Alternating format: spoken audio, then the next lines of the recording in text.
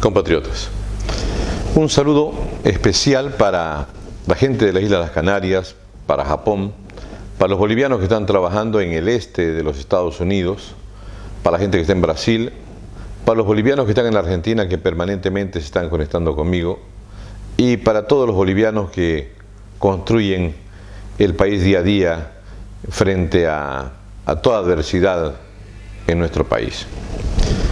Hoy voy a hablar de un tema que debe preocuparnos a cada uno y a todos los bolivianos. Me refiero a la cultura de la violencia que se está haciendo una forma y un hábito de vida dentro del contexto de la ciudadanía boliviana. Tanto desde la estructura del Estado como un terror del Estado, y tanto en la sociedad como una cultura de resolver los conflictos por medio de la violencia. Obviamente que la cultura de la violencia fue generada a partir de generar una serie de discriminaciones y sembrar el odio que en los últimos 16 años el MAS ha instaurado por medio de Evo Morales, de generar todo conflicto tenía que terminar siempre con sangre, tiene que terminar con presos, tiene que terminar con muertos, y no exista la posibilidad de diálogo, de concertación, y jamás ha habido un intento de unir a los bolivianos. Entonces, esa cultura de violencia ha sido bien fomentada por estos últimos 16, 17 años. Y no han variado en el último año y medio en la gestión de Arce. Más al contrario, el hecho de haber transgredido la ley, la Constitución Política del Estado, y haber forzado un juicio que es incorrecto, la sentenciaron a la expresidenta Yanine Áñez, dijeron que siguen con el discurso de que fue un golpe, etcétera, etcétera, cuando todos saben que ha sido una manifestación democrática de la ciudadanía. Entonces, permanentemente, lejos de que las autoridades del Estado se conviertan en personeros que generen seguridad para la ciudadanía, se convierten más bien en un sistema de terror. Y al generarse ese tipo de terror, lo que se genera es miedo en la población, para generar miedo en los opositores políticos, y por tanto eso genere también que tenga a minorar la acción de la oposición. Sin embargo, las cosas en el país están muy complicadas. Hoy día lo que les voy a narrar es una cosa de terror. No parece que estaríamos hablando de Bolivia. Fíjense que en nuestro país hace 2 meses mataron a 3 policías. Hace 45 días ejecutaron y asesinaron a 3 jóvenes en Ibirgazama. El día de ayer asesinaron a 3 personas. En el transcurso del día no terminaron de matar gente en San Matías. Obviamente esto obedece ¿a qué? Obedece primeramente a una falta de la presencia del Estado. No existe respeto por las instituciones jurídicas. Los organismos de seguridad del Estado están distraídos en perseguir opositores en vez de generar seguridad. La policía está concentrada en La Paz, en Santa Cruz, en vez de que también esté desconcentrada en lugares potencialmente violentos como son el Chapare, un territorio de nadie, el Chapare zona de nadie, el Chapare, el trópico cochabambino. Hay vehículos sin documentos, vehículos robados, tráfico de drogas, es el mayor centro de producción de cocaína, produce de cerca de 55.000 toneladas de hoja de coca y nadie controla absolutamente nada. Entonces, el descontrol y la falta de presencia del Estado hace de que exista un ambiente de impunidad, y por tanto la gente toma sus mecanismos de la justicia bajo sus propias manos.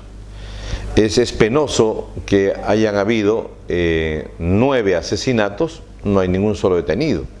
El caso de Nayar, el caso que se lo acusa respecto al tema del asesinato en Porongo de los 3 policías, en vez de que paulatinamente vaya avanzando el tiempo y se esclarezca, cada vez trae más dudas, cada vez tiene más misterios, y por lo que se ve, lejos de esclarecerse el hecho, se lo está confundiendo más, y al final no sabe realmente qué es lo que pasó ese día, quiénes asesinaron. Hay policías involucrados en asesinato de policías, y los policías esos están libres.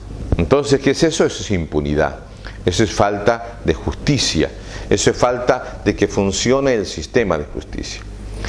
Por su parte, el sistema de justicia, que antes existía en Sucre, que era la Corte Suprema, ahora es el Tribunal Supremo de Justicia, existía el Tribunal Constitucional, se han desvanecido, la presencia, se ha concentrado el poder en La Paz, Sucre quedó al olvido, estos personeros que fueron elegidos por mecanismos no idóneos y además no las mejores personas, resultan que han entregado sus cargos al Ministerio de Justicia, y hoy tenemos un ministro de Justicia que maneja el Tribunal Constitucional, el Tribunal Supremo Electoral, la Fiscalía General de la República, y tenemos un ministro de Gobierno que maneja la policía.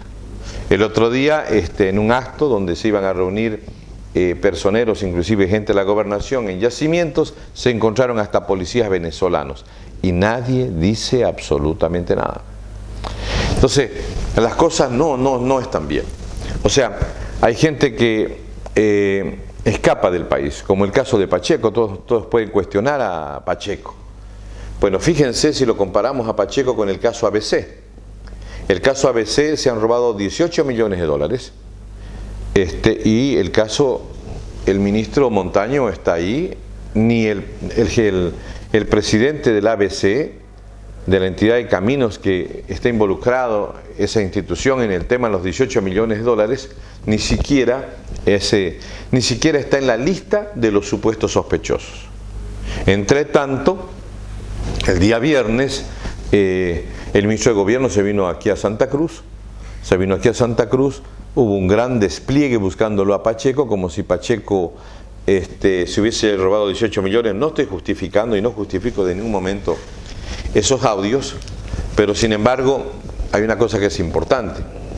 Cuando a Evo Morales se le descubrió el audio, que se tuvo que hacer un peritaje previo en Colombia, porque en Bolivia no existe cómo hacerse un peritaje para hacer reconocimiento de voz, le dieron todo el tiempo del mundo, y ahí pasó toda la gestión de Yanine, porque si no, debía haber estado imputado y debía estar acusado Evo Morales.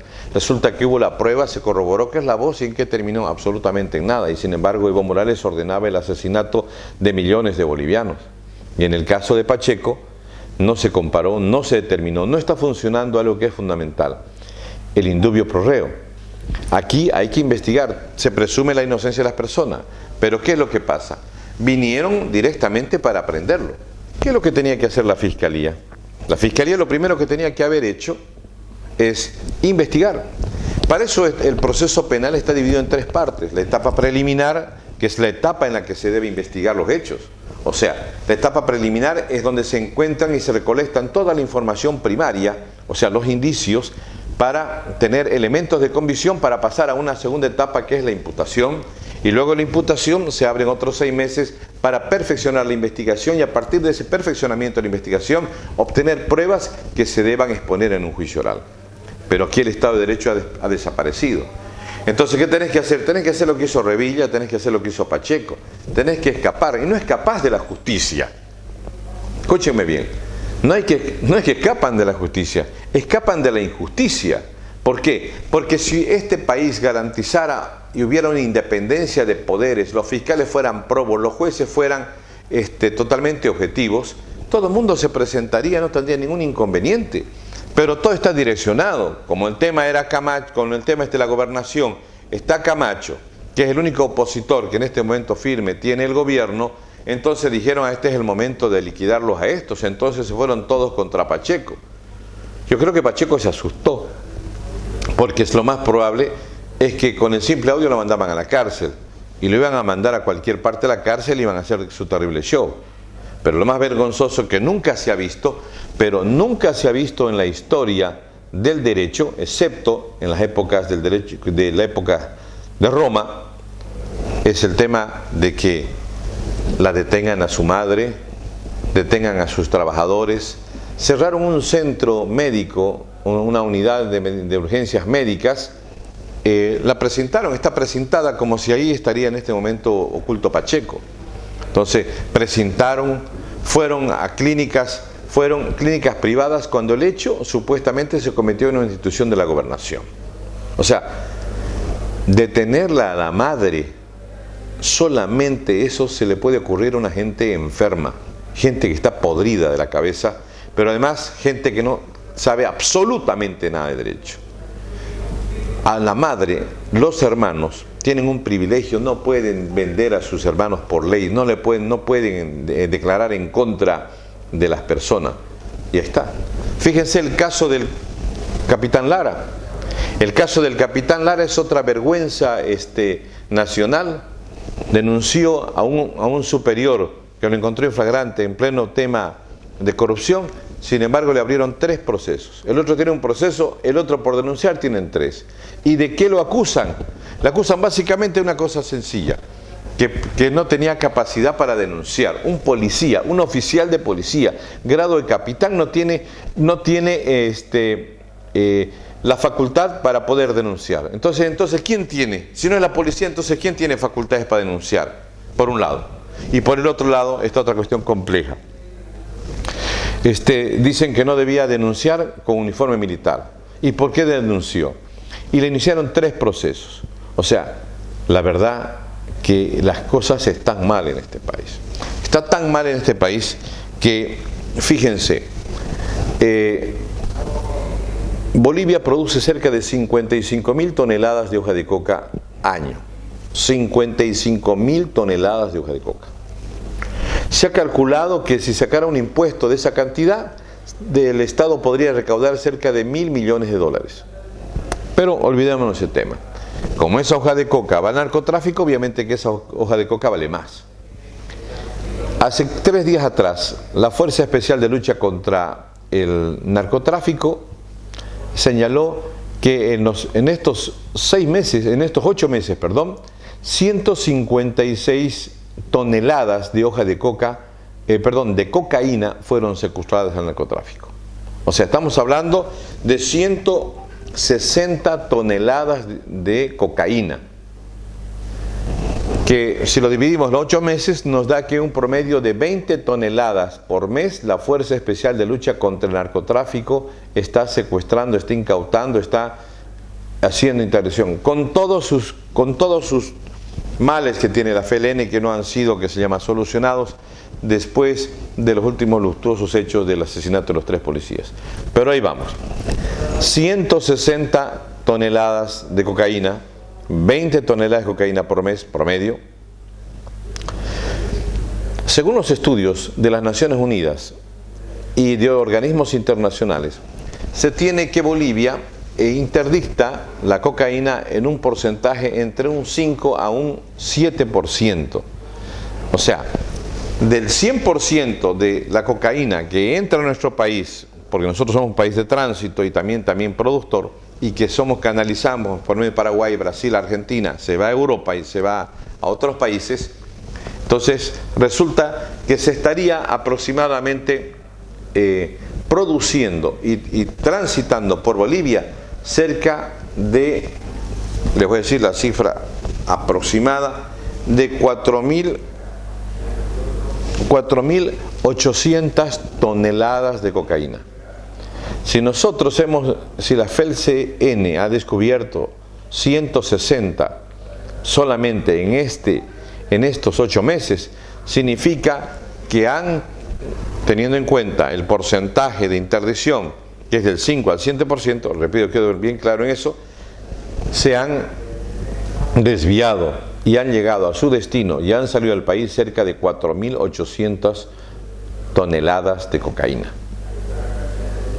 La violencia que en este momento se está convirtiendo en una resolución de conflictos en nuestro país. Como el gobierno no conversa con nadie, porque si el gobierno un poco tuviera la mínima voluntad de concertar, de trabajar por Bolivia en función de la unidad de los bolivianos y además conversando, dialogando, podría haber elegido al defensor del pueblo, pero no. O es nuestro defensor del pueblo del MAS, o es nuestro contralor del MAS, o no es nadie. Esa cultura de enfrentamiento, de resolver los conflictos por la vía de la violencia, ha generado que este país tienda a convertirse cada vez en más violento. No puede ser lo que ha pasado la semana pasada, que a vista y paciencia de la policía, porque ahí le pusieron unos cuantos policías, la marcha de los yungas terminó en un cruento enfrentamiento, donde los unos le tiraban dinamitas y molotov de arriba y los otros le tiraban, que se llama dinamita desde abajo, y terminó incendiando. O sea, ¿en qué país estamos? ¿Qué mensaje estamos dejando al exterior del mundo y al interior de nuestro país? ¿Qué país estamos construyendo? Estamos generando una cultura de violencia que cada vez es más violenta. Resolver los conflictos solamente es por medio de la violencia, matando a la gente, quemando a la gente, dándole latigazos a la gente. Y la presencia del Estado cada vez más nula. El ministro de Gobierno está totalmente enfrentado en su guerra interna que tiene el MAS, en la que más bien se están destrozando, y eso va a generar que este supuesto llamado proceso de cambio esté generando un proceso de desgaste que paulatinamente va a promover que más que temprano que tarde se está autodestruyendo, porque se está viendo de que la destrucción interna, las pugnas internas son cruentas. Pronto Evo Morales ojalá pase a ser uno de los verdaderos perseguidos en este país, pero por la justicia. Entre tanto, lo que me preocupa y lo que debe preocuparnos a nosotros es que este gobierno, lejos de fomentar la paz social, que se llena la boca hablando de la paz social, en la Constitución Política del Estado se habla de la cultura de paz, en el Código Civil se habla de la cultura de paz, en el Código Penal se habla de conciliación. Sin embargo, ¿qué es lo primero que hacen? Lo primero que hacen es meter la presa a la madre de un perseguido, de un sospechoso, ni siquiera un perseguido, un sospechoso, que no se presentó a declarar, ojo, no hay ninguna prueba más, no se presentó a declarar. ¿Qué tenían que haber hecho con Pacheco? Primeramente, saber dónde fue, cuándo fue, con quiénes fue, determinar lugar, hecho, montos, cosas concretas, no son su voz. No se puede utilizar la declaración de una persona en contra de uno mismo. O sea, es una absurda esa persecución. Primero te tienes que colectar toda la información. Entonces, lo de Pacheco hay que agarrarlo simplemente como otra persecución política más y como un desesperado que tiene que escapar en búsqueda de escaparse de la injusticia. No está escapando de la justicia, porque escapar de esta justicia no es escapar de la justicia, es escapar de un sistema de manipulación política digitada desde el Ministerio de Justicia. Espero que alguien razone en el gobierno del MAS o alguien diga: estamos destruyendo el país y esto va a terminar muy mal, porque estamos generando que la gente no cree en la administración de justicia, no cree en la seguridad que puede dar el Estado, no cree en la Fiscalía, no cree en los jueces. Entonces, ¿en qué cree? En que mañana, si le pasa algo a usted va a agarrar una pistola y va a ir a matar a alguien. No puede ser eso. Eso es lo que están llevando a las cosas. Y lo que es peor de todo, están creando y están permitiendo zonas donde debería existir presencia del Estado. Si en San Matías cada mes hay un muerto por el tema de los asesinatos, pues San Matías debería ser una prioridad nacional para que esté la presencia del Estado. Si el Chapare también debería ser una prioridad nacional, donde hay una presencia del Estado, un fuerte contingente policial, policías ahí, porque después Chapare se cree que porque es territorio de Evo, donde se esconde Evo y donde Evo Morales en este momento es lo único que ya tiene, porque se dan cuenta, el Chapare es el último reducto de Evo Morales, después no existe. No hay los Yungas, no hay el Alto, no hay La Paz, Cochabamba ciudad no existe, el norte de Potosí tampoco. Entonces el último reducto tiene que haber presencia policial, tiene que haber presencia de la autoridad. ¿Y qué hacen los de Sucre? ¿Qué hacen el Tribunal Constitucional? ¿Qué hacen el Consejo de la Judicatura y los ministros de la Corte Suprema? Lo que deberían hacer definitivamente es, con un poco de dignidad, ver la forma de que puedan hacer algo por mejorar esto. Pero no hay luz al final del túnel. Y entonces nos encontramos con Bolivia, un país que camina cada vez más hacia la violencia, sin que nadie pare nada por la violencia. Nos vemos mañana.